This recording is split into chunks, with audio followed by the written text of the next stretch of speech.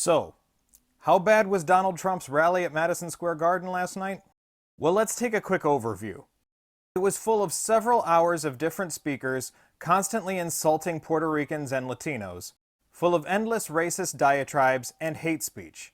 The one thing it was completely devoid of was any policy talk of what Donald Trump would supposedly do for the American people. It had people like Stephen Miller, a well-known white supremacist and Yahtzee, ranting about foreigners and literally quoting Funny Mustache Man.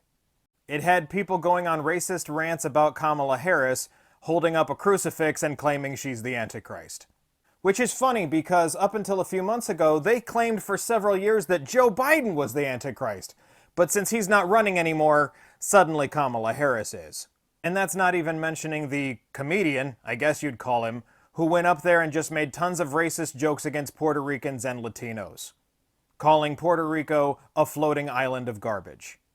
In fact, it's not too hard to see why most of the internet today is comparing that Madison Square Garden rally to one in the same place in 1939.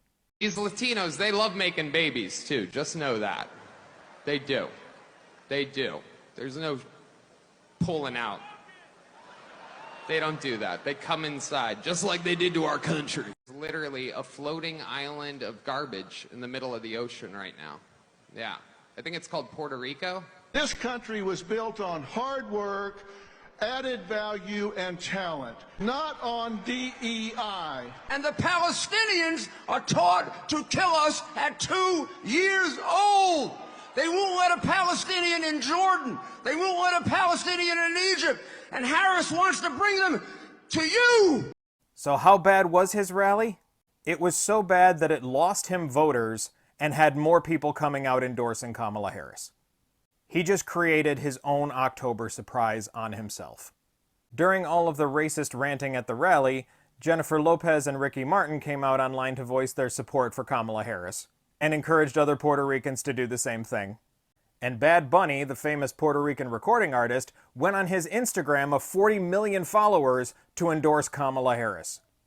You're also seeing many people on social media, like this person who commented on my video, talking about how Puerto Ricans and Latinos like themselves are now going to be fleeing in droves from Donald Trump.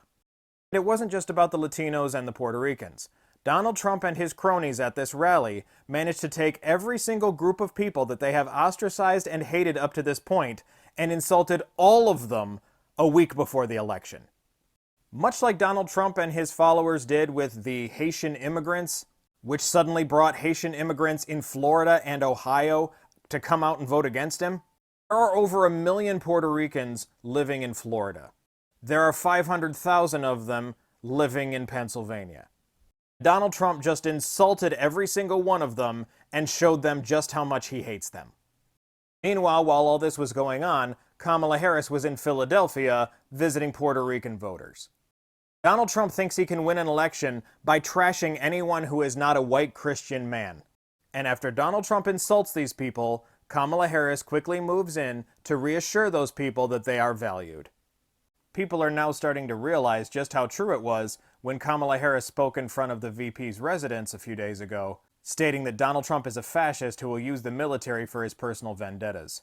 He also wants to use it to lock up, exterminate, or deport millions of people who are not white Christian men. Once again, she is trying to warn us before it is too late.